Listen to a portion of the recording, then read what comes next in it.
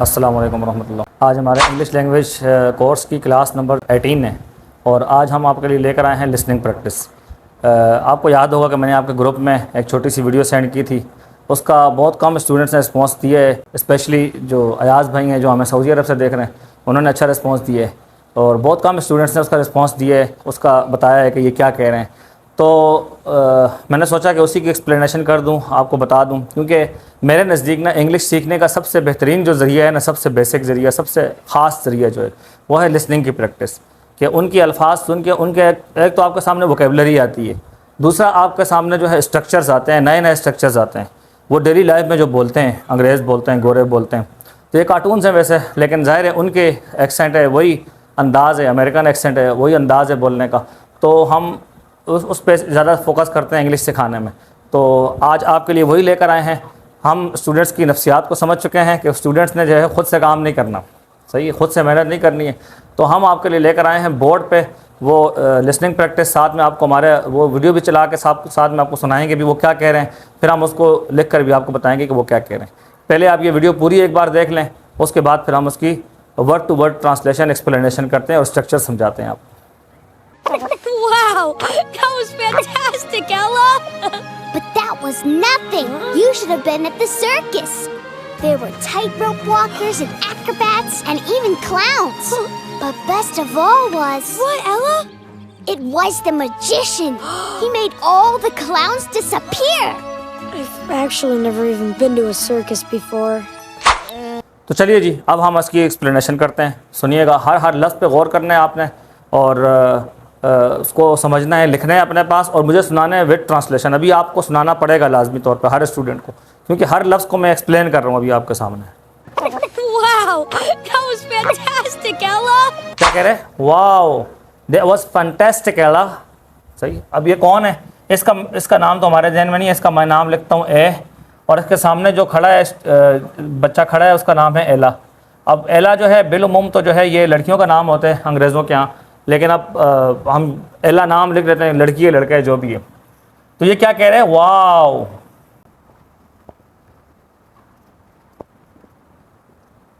Wow, that was fantastic एला। Wow किस लिए होता है? वाओ एक इंटरजेक्शन है, ये भी हमने पढ़ाई नहीं है। जो चीज़ें मैंने पढ़ाई नहीं है अभी तक उसकी मैं ग्रामेटिकल एक्सप्लेनेशन नहीं करूँगा, मैं सिर्फ स्ट्रक्चर समझाऊंगा आपको, मतलब समझाऊंगा उसका और बताऊंगा कि क्या कह रहे हैं और आप ये कहने की कोशिश करें। देखिए लिसनिंग में, लिसनिंग एंड स्पीकिंग, लिसनिंग का मकसद जो है, पर्पज़ है, वो स्पीकिंग है। आप सुने, कॉन्टेक्स्ट के हिसाब से वर्ड्स की मीनिंग देखें और उसको बोलें। फिर अब आपने साथ साथ बोलना है ये मेरे। वाओ, दैट वाज फैंटास्टिक एला। वाओ, दैट वाज बोला इसने, क्या बोला? That was. That was fantastic, Ella! इसको आप गौर से देखिएगा, दैट वाज नहीं बोला, पूरे टी की साउंड नहीं आई, बल्कि क्या बोला? That was. That was fantastic, Ella! ये टी को इसने उड़ा दिया बीच में से, ठीक है, क्या किया? उड़ा दिया। दैट वाज फैंटास्टिक एला, ठीक है। अब एला के आखिर में मैंने जो है ये एक्सक्लेमेशन साइन कहते हैं इसको। ये किस वजह से लगाते हैं? जब किसी से खिताब कर रहे होते हैं, किसी का नाम लेते हैं ना, तो उसके बाद में भी ये एक्सक्लेमेशन साइन आता है। और उसके अलावा इंटरजेक्शन, जब आप जज्बात का इजहार कर रहे होते हैं उसके एंड में भी एक्सक्लेमेशन साइन ये आता है, ठीक है। तो यहाँ पर एक्सक्लेमेशन साइन इस वजह से लगाया हमने कि उससे बात कर रहे हैं ना, उसका नाम ले रहे हैं, तो इस वजह से कहा कि दैट वाज फैंटास्टिक एला। टी को ब्लास्ट करें, ठीक है, दैट वाज फैंटास्टिक एला। आगे देखिए एला क्या कहती है। But that was nothing. You should have been at the circus. पूरा लफ्ज़ देखिए पहले क्या कह रहे हैं। But that was nothing, you should have been at the circus.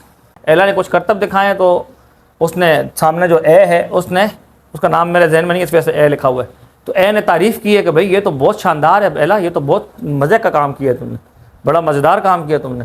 तो वो एला आगे से कह रही है कि बट दैट वाज नथिंग, लेकिन जो अभी मैंने दिखाया है ना, ये तो कुछ भी नहीं है, ठीक है।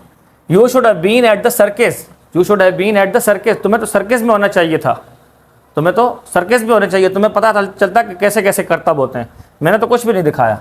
अब इसको बोला कैसे इसने, देखें, but that was nothing. But that was nothing. बा का टी जो है इसको भी उड़ाया, सही है, और टी का ये डेट का टी आखिर वाला इसको भी उड़ाया यहाँ पे। But that was nothing, But that was nothing. But that was nothing, ठीक है। You should been, you should been, देखें मैंने आपको कहा था ना, हैव का कॉन्ट्रैक्शन कर देते हैं ये। इसने क्या बोला? ऐसे बोला, You should have been at the circus. You should have, ऐसे बोला, यू शुड हैव बीन। सही है, मैंने पूरा लिख लिया ताकि आपको आपका जहन में रहे, लेकिन उसने बोला क्या है, you should have been at the circus, तो मैं सर्कस में होना चाहिए था। ठीक है, यू शुड हैव बीन। अब ये स्ट्रक्चर आपके सामने आ गया, मैं थोड़ा सा इसको एक्सप्लेन कर दूं आपके सामने, ताकि आपको कभी ज़िंदगी में अगर ये लफ्ज़ इस्तेमाल करना हो किसी जगह पे, किसी को मशवरा दें पास्ट के बारे में। यू शुड हैव बीन किस लिए आते हैं? पास्ट में रिग्रेट के लिए आते हैं, पास्ट में गुज़श्ता ज़माने में रिग्रेट के लिए कि भाई ऐसा करना चाहिए था, किसी को आप कहें ना ऐसा करना चाहिए था, तो क्या आता है? सब्जेक्ट आएगा, उसके बाद शुड आएगा, उसके बाद है, उसके बाद वर्ब की थर्ड फॉर्म। ठीक है, उसके बाद रिमेनिंग कुछ भी हो सकता है, रिमेनिंग कुछ भी हो सकता है उसमें। ठीक है, उसका कोई भी इशू नहीं है, ऑब्जेक्ट आए ना आए क्या पता, ऐसा वर्ब हो जिसको ऑब्जेक्ट ही ना हो, तो इस वजह से मैंने ऑब्जेक्ट नहीं लिखा है यहाँ पे। वर्ब की थर्ड फॉर्म तक हमारा बेसिक जो स्ट्रक्चर है कंप्लीट हो रहा है। अब इस पे हम जुमले बनाएं। For example, I should have learned English. अब देखिए यहाँ पे आई सब्जेक्ट आ गया, शुड आ गया स्ट्रक्चर का, उसके बाद हैव आ गया, उसके बाद वर्ब की थर्ड फॉर्म आ गई, उसके बाद ऑब्जेक्ट आ गया। रिमेनिंग में मैंने कहा कुछ भी आ सकते हैं, ऑब्जेक्ट भी आ सकते हैं, कोई भी चीज़ आ सकती है। इंग्लिश, एक सवाल का जवाब आपने मुझे कमेंट बॉक्स में देना है कि मैंने इंग्लिश का ई जो है ये कैपिटल लेटर में क्यों लिखा है, स्मॉल में क्यों नहीं लिखा, हालांकि दरमियान में तो स्मॉल में लिखते हैं, तो इंग्लिश का ई जो है कैपिटल में क्यों लिखा है। अब देखिए आप इसकी ट्रांसलेशन क्या बनेगी बताइए। I should have learned English, मुझे इंग्लिश सीखनी चाहिए थी। मैं कुछ जुमले दे रहा हूँ, आपने मुझे इसकी इंग्लिश बना के दिखानी है। तो नंबर 1 आपके पास है, मुझे गाड़ी चलानी चाहिए थी। नंबर 2, मुझे अमेरिका जाना चाहिए था। नंबर 3, मुझे मोबाइल ख़रीदना चाहिए था, मुझे मोबाइल ख़रीदना चाहिए था। 3 जुमले जो हैं इसकी इंग्लिश आप मुझे बना के दिखाएंगे, याद रखिएगा इनको। उसके बाद जी अगर देखें आप तो ये स्ट्रक्चर आपके सामने आ गया, इसको मैं मिटा रहा हूँ अभी। सही है, इसको भी आप नोट कर लें, मेरे मिटाने से पहले नोट कर लें, उसके बाद मैं मिटा रहा हूँ। तो इसका मतलब समझ में आ गया आपको। But there was nothing, you should have been at the circus, ये तो कुछ भी नहीं था, तुम्हें सर्कस में होना चाहिए था। अब सर्कस के बारे में बताएगा क्या क्या है वहाँ पे। सही है, There were tightrope walkers and acrobats and even clowns. There were tightrope walkers and acrobats and even clowns. ठीक है, देयर वर टाइट-रोप वॉकर्स, वहाँ पर रस्सी पर चलने वाले भी थे। सही है, टाइट रोप किसे कहते हैं? जो रस्सी कस के बांधी हुई होती है, जिसके ऊपर वो चलते हैं सर्कस में। ठीक है, वो रस्सी को कहते हैं टाइट रोप। सही है, वॉकर्स क्या होते हैं? वो चलने वाले। वॉकर वॉक से, वॉक का मतलब चलना, वॉकर्स चलने वाले। सही है, सिंपल एस लगा हुआ है साथ में। वॉकर का मतलब चलने वाला, वॉकर्स चलने वाले। ठीक है, एंड एक्रोबैट्स, एक्रोबैट्स क्या होता है? एक्रोबैट्स का मतलब होता है मदारी, करतब दिखाने वाले। ठीक है, तो सर्कस में करतब दिखाने वाले भी होते हैं, उनको कहते हैं एक्रोबैट्स। क्या कहते हैं? एक्रोबैट्स। क्या पढ़ेंगे? एक्रोबैट्स। ठीक है, मदारी। और इवन क्लाउन्स, इवन का मतलब यहाँ तक के, एंड इवन और यहाँ तक के क्लाउन्स। क्लाउन्स किसे कहते हैं? क्लाउन्स का मतलब क्या होता है? मस्खरे। लिख लेता हूँ यहाँ पे। ठीक है, इसका मतलब है मदारी, करतब दिखाने वाले। टाइट रोप वॉकर्स, रस्सी पर चलने वाले। आसान है ये तो। ठीक है, तो जो रस्सी होती है उस पर चलने वाले भी होते हैं वहाँ पे, और वहाँ पे एक्रोबैट्स भी थे, और वहाँ पे क्लाउन्स भी थे। ठीक है, क्लाउन्स का मतलब मस्खरे भी थे वहाँ पे। अब देखे, there were tight rope walkers and acrobats and even clowns. अब इनको उसने कैसे बोला, उस तरीके से बोलें ज़रा आप। मैं दोबारा चला रहा हूँ, आप दोबारा बोलिए। There were tightrope walkers and acrobats and even clowns. There were tightrope walkers and acrobats and even clowns. There were tightrope walkers and acrobats and even clowns. बोलिए, बार बार बोलिए। देखिए, बोलना पड़ेगा, इसके बगैर तो काम चलने वाला नहीं है ना। There were tightrope walkers and acrobats and even clowns. There were tightrope walkers and acrobats and even clowns. बोलिए, बोलने के बगैर काम चलने वाला नहीं है। ठीक है, तो उसके बाद देखिए फिर क्या बोलना है। But best of all was... What, Ella? तीसरी बात क्या कह रहे? But best of all was... What, Ella? क्या कहा इसने? But best of all was, उनमें से सबसे बेहतरीन था क्या? अब ये सवाल पे ना क्या, अब जैसे उसने बोला ना but best of all was, तो साथ वाला जो है ना फौरन बोला वाह एला। But best of all was... What, Ella? वाह एला, क्या था एला? बेस्ट ऑफ ऑल उसने कहा ना, सबसे अच्छी चीज़ तो थी। क्या थी? फ़ौरन। बच्चे होते हैं ना एक्साइटमेंट में फ़ौरन सवाल करते हैं, क्या क्या बताएं ना, ज़रा जल्दी बताएं। तो ये किस लिए? ये एक्साइटमेंट बता रहे हैं बच्चे का, तो उसकी दिलचस्पी बात में, इंटरेस्ट बता रहे हैं, कितना बच्चा इंटरेस्ट ले रहा है उसकी बात में। But best of all was, वाह एला, But best of all was... What, Ella? उसने कहा सबसे बेहतरीन चीज़ जो थी ना वो थी, इसने बोला क्या थी, फ़ौरन जवाब सवाल किया क्या थी। अब आगे देखें क्या बताते हैं फिर वो। It was the magician. He made all the clowns disappear. It was the magician who made all the clowns disappear। देखिए नंबर 4 बात इसकी सही है। It was the magician. He made all the clowns disappear. क्या कह रहे हैं? It was the magician. He made all the clowns disappear। सबसे बेहतरीन चीज़ क्या थी? वो ये थी कि It was the magician, एक जादूगर था। अब यहाँ पे आप देखें it जो है ना, it मैंने आपको क्या बताया हुआ है, प्रोनाउंस जब पढ़ाए थे हमने कहा था it जो आता है ये नॉन ह्यूमन के लिए आता है, इंसानों के लिए नहीं आता। लेकिन यहाँ आपके जहन में सवाल होगा, जिन्होंने वो क्लासेस ली हैं जो रेगुलरली हमारे साथ चल रहे हैं, उनके जहन में सवाल पैदा होगा, सर ने तो बताया था इट जो है नॉन ह्यूमन के लिए आता है, लेकिन यहाँ पर मजिशियन जो है वो तो ह्यूमन इंसान है, जादूगर, उसके लिए इट आए। इट वाज द मजिशियन, एक जादूगर था। तो याद रखिएगा यहाँ पे जो इट आया हुआ ना, ये इट इसके लिए नहीं आया हुआ है, इससे मुराद मजिशियन नहीं है, बल्कि इट से मुराद वो सिचुएशन है जिस सिचुएशन के बारे में बता रहे हैं ना। ऊपर इसने बात की ना कि सबसे बेहतरीन चीज़ क्या थी, तो सबसे बेहतरीन चीज़ ये थी कि एक जादूगर था। तो इट से मुराद क्या है? सबसे बेहतरीन चीज़, बेस्ट ऑफ ऑल सिचुएशन। जैसे हम कह रहे हैं ना इट इज़ रेनिंग, तो क्या मतलब बारिश हो रही है, तो इट से मुराद बारिश थोड़ी होती है, इससे मुराद सिचुएशन होती है। तो सिचुएशन के लिए भी कभी सिचुएशन क्योंकि नॉन ह्यूमन होती है, इस वजह सिचुएशन के लिए इट आता है। अक्सर सिचुएशन के लिए इट का इस्तेमाल किया जाता है। तो इट से मुराद यहाँ मजिशियन नहीं है, नॉन ह्यूमन के लिए ही है। तो यहाँ मुराद बात करने का क्या है? एक जादूगर था। सही है, एक जादूगर था। सबसे बेहतरीन बात यह थी कि एक जादूगर था। He made all the clowns disappear. उसने क्या किया? सारे क्लाउन्स को यानी सारे मस्खरों को गायब कर दिया। डिसअपीयर का मतलब होता है गायब। हु मेड, मेड का मतलब बनाना होता है, लेकिन मेड जब किसी वर्ब के साथ ये बाद में इस पर बात करेंगे हम, क्योंकि ये आपको समझ में नहीं आएगा, अभी पढ़ा नहीं है ना हमने, वर्ब हमने अभी पढ़े नहीं है। तो it was the magician, he made all the clowns disappear. एक जादूगर था जिसने सारे मस्खरों को गायब कर दिया। जोकर्स जिसे कहते हैं ना, मस्खरे, क्लाउन्स का मतलब मस्खरे, जोकर जिसे कहते हैं। अक्सर सर्कस वगैरह में होते हैं, मुख्तलिफ़ किस्म के कॉस्ट्यूम्स पहने होते हैं, लिबास पहने होते हैं, उनको कहते हैं क्लाउन्स। ठीक है, तो उसने क्या किया? एक जादूगर था, उसने सारे मस्खरों को गायब कर दिया। It was the magician. He made all the clowns disappear. नजर ही नहीं आ रहे थे। ठीक है, ये बात बड़ी सबसे बेहतरीन बात ये थी। आगे देखिए क्या कह रहे हैं। I've actually never even been to a circus before. अब देखिए आगे ए जो है वो क्या बात कर रहे हैं नंबर 3 पे। I've actually never even been to a circus before. क्या कह रहे हैं? I've actually never even been to a circus before.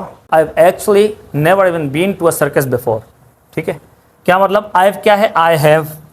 I've क्या है? I have. ठीक है, ये पहले इस पर बात हो चुकी है हमारी। हमने आपसे कहा था कि ये क्या करते हैं, हैव को कॉन्ट्रैक्शन करते हैं, इसको कॉन्ट्रैक्शन कहते हैं, अल्फाज को शॉर्ट कर देना। सही है, रिडक्शन भी कहते हैं, कॉन्ट्रैक्शन भी कहते हैं। मुख्तलिफ टर्म्स आती हैं इसकी, मुख्तलिफ टाइप्स होती हैं इसकी, रिडक्शन और कॉन्ट्रैक्शंस की। तो आई हैव को शॉर्ट करके आई बोल दिया। आई एक्चुअली, मैं असल में मैं नेवर इवन, नेवर का मतलब कभी नहीं। सही है, जो इनकार करने की जो ताकीद होती है ना, इनकार करने में ताकीद पैदा करने के लिए। सही है, नफ़ी की ताकीद जो होती है, किसी बात का आप नफ़ी कर रहे हैं, उससे मना कर रहे हैं, लेकिन उसमें ताकीद हो, नेवर, कभी नहीं। सही है, और इवन का मतलब क्या होता है? इवन आता है एम्फेसाइजिंग के लिए, मतलब मज़ीद ताकीद के लिए। एक तो नेवर ताकीद है, दूसरा मज़ीद ताकीद। ठीक है, तो माजी के बारे में ताकीद करने के लिए इसने इवन भी साथ में लेके आया, नेवर के साथ इवन लेकर आया, मज़ीद ताकीद दर ताकीद। जो आप दर से निज़ामी वाले हैं वो समझ सकते हैं, नफ़ी ताकीद बिलन वो तो मुस्तकबिल के लिए होती है, लेकिन ये पास्ट के लिए, माजी के लिए यहाँ पे बात हो रही है, क्योंकि स्ट्रक्चर माजी का है। फ्यूचर के लिए भी ये हो सकता है, ये पास्ट के लिए भी हो सकता है। ठीक है, इसमें गुंजाइश है। ठीक है, तो आप यहाँ पे पास्ट के लिए कैसा है, क्योंकि हैव लगा हुआ है और बीन लगा हुआ है साथ में, हैव के साथ बीन जो है ये वर्ब की थर्ड फॉर्म लगी है। पहले इस पर बात होगी ना, हैव के साथ जब वर्ब की थर्ड फॉर्म लगी तो पास्ट की मीनिंग देगा। ठीक है, आई हैव बीन टू, ये स्ट्रक्चर है, एक स्ट्रक्चर है। मैं लिख दूँ, अगर आपके पास टाइम हो तो मैं स्ट्रक्चर भी लिख दूँ साथ में, बल्कि ऐसा करेंगे इस पर हम बाद में एक स्ट्रक्चर पे पूरी वीडियो बना लेंगे हम। ये इसका मतलब कहीं जाने के लिए ना, कहीं जाने के लिए अगर आप बताएंगे कि मैं वहाँ गया हूँ, I have been to Lahore, मैं लाहौर जा चुका हूँ, ठीक है, मतलब लाहौर से होके आ चुका हूँ। ये पूरा एक स्ट्रक्चर है, इस पर हम पूरे सेंटेंसेस बनाएंगे, आपसे सेंटेंसेस बनवाएंगे, आपको बताएंगे। आप कहीं जाने के बारे में अगर बताएं, भाई आपसे कोई पूछे तुम कभी वहाँ गए हो, तो उसके लिए क्या पूछेंगे, have you ever been to Lahore, क्या तुम कभी लाहौर गए हो? जवाब क्या है, I have, yes I have been to Lahore, मैं लाहौर गया हूँ, ठीक है। I have been to Dubai, मैं दुबई गया हूँ। I have been to America, मैं अमेरिका गया हूँ, सही है। तो ये इस स्ट्रक्चर में ये मीनिंग में आता है, सही है। तो मैं नहीं गया हूँ, सही है। I have not been to, सही, I have not been to America, मैं अमेरिका नहीं गया हूँ। I have not been to Lahore, मैं लाहौर नहीं गया हूँ, सही है। तो नफ़ी के लिए ये आता है। तो यहाँ पर इसने क्या किया, नफ़ी के लिए नॉट की जगह नेवर लाया, मतलब कभी नहीं, ठीक है। I have never been to, I have not been to, I have never been to, never का मतलब कभी नहीं, ठीक है। I have never been to Lahore, मैं लाहौर कभी नहीं गया, सही है। और अगर कहा जाए कि I have never even been to Lahore, तो मतलब मैं लाहौर कभी भी नहीं गया, कभी भी, बिल्कुल ताकीद आ गई ना। आई हैव, देखिए अब बेसिक से आप समझिए इसको। I have not been to America, मैं अमेरिका नहीं गया हूँ, मैं अमेरिका नहीं गया हूँ। दूसरे से थोड़ा सा आगे बढ़ें, ताकीद लानी है हमें, ज़ोर पैदा करना है, एम्फेसाइजिंग करनी है। I have never been to America, मैं अमेरिका कभी नहीं गया हूँ। इससे भी मज़ीद ताकीद चाहिए हमें, तो हम क्या करेंगे, I have never even been to America, मैं कभी भी अमेरिका नहीं गया। समझे, 3 स्टेप्स हैं, नफ़ी के 3 स्टेप्स, इनकार करने के, नेगेटिव के 3 स्टेप्स आप समझें। एक तो मैं नहीं गया, दूसरा मैं कभी नहीं गया, तीसरा मैं कभी भी नहीं गया। तो कभी भी नहीं गया, उसके लिए हम क्या लाते हैं, इवन लाते हैं साथ में, नेवर के साथ इवन लाते हैं, ठीक है। तो अब क्या पूरा मतलब क्या बनेगा, आप समझ गए होंगे, मेरे ख्याल से समझदार हैं सारे माशाल्लाह। आई एक्चुअली तो यहाँ पे ये स्ट्रक्चर का हिस्सा नहीं है ना, एक्चुअली का मतलब है असल में। अब ये है क्या, ये हम अभी पढ़े नहीं है हमने ना, इस वजह से मैं इसकी एक्सप्लेनेशन में जाऊँगा, आप परेशान हो जाएंगे। I actually never even been to a circus before, असल में मैं कभी भी सर्कस नहीं गया हूँ इससे पहले, सही है। बिफोर का मतलब पहले, असल में मैं पहले कभी भी सर्कस नहीं गया हूँ। I actually never even been to a circus before, बोलिए, I actually never even been to a circus before, असल में मैं कभी भी सर्कस नहीं गया हूँ इससे पहले, ठीक है। बिफोर का मतलब इससे पहले, जो अभी बात चल रही है इससे पहले, पहले मैं कभी भी सर्कस नहीं गया हूँ, ठीक है। तो ये हमारा आज तक का इंग्लिश लैंग्वेज की लिसनिंग प्रैक्टिस की क्लास थी। उम्मीद है कि ये वाला मेथड आपको समझ में आया होगा। अगर आपको समझ में आया तो कमेंट में यस लिखिएगा लाजमी तौर पर, ताकि मुझे पता चल जाए कि आपको समझ में आया है। और दूसरा, आपने फिर नेक्स्ट होमवर्क क्या करना है, आपने ये सारा नोट करना है, सही है। वीडियो देखकर आपने उसके मुताबिक बोलना है और मुझे बोल के दिखाना है आपने। ए की कन्वर्सेशन और एला की कन्वर्सेशन, ए मैंने इस वजह से लिखा, उसका भी नाम है असल में कार्टून्स में, लेकिन मेरे जहन में अभी नाम उसका नहीं आ रहा था, तो इस वजह से मैंने ए लिख दिया, सही है। और एला जो है वो तो सामने वाली है, जो असल मदारी है अभी यहाँ पे। तो एला जो है उसने कुछ सर्कस करके दिखाए हैं, तो आगे से फिर उसको बड़ा मज़ा आया है, उसने बोला ये तो बहुत अच्छी बात है। तो उसने आगे से बोला ये तो कुछ भी नहीं था, असल तो वो है जो मैं वहाँ देखा है, सर्कस में देखा है।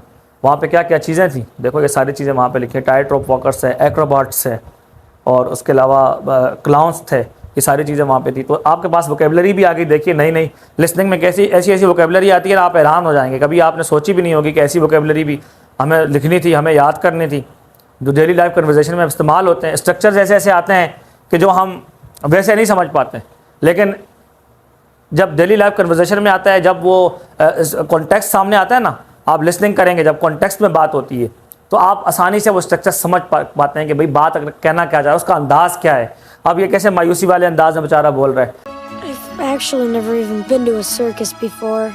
I've actually never even been to a circus before। बड़ा एक आजिज़ी वाला, बड़ा एक मासूमाना सा अंदाज़ कि भाई मैं तो कभी गया ही नहीं हूँ सर्कस में, इससे पहले मुझे पता ही नहीं है सर्कस में क्या होता है, ठीक है। तो इस तरह की बात है, इसको हम आगे भी सीरीज़ को चलाएंगे अगर आप अच्छा रिस्पॉन्स देंगे तो, ठीक है। सीखना है अगर, तो ये तरीका बेस्ट मेथड है। हम जैसे ही ग्रामर को कंप्लीट करेंगे, हम उसके बाद हम इसी स्ट्रक्चर पे, इसी तरीके पे हम जो है ना सारे अपने क्लासेस लेंगे और आपसे बुलवाएंगे। असल चीज़ है बोलना, इंग्लिश बोलने में आएगी, कॉन्टेक्स्ट को समझ के आएगी। तो अगर आप पहली बार हमारी वीडियो देख रहे हैं तो हमारे कोर्स में शामिल होने के लिए ये हमारा व्हाट्सअप नंबर, और आप हमारे ग्रुप में शामिल हो जाएं और इंग्लिश को बेहतरीन तरीके से सीखें, बेसिक से लेकर एडवांस तक। और होमवर्क हमें डेली जमा कराना होगा, अदरवाइज़ ग्रुप से रिमूव कर दिया जाएगा। मिलते हैं नेक्स्ट क्लास में, तब तक के लिए अल्लाह हाफिज़।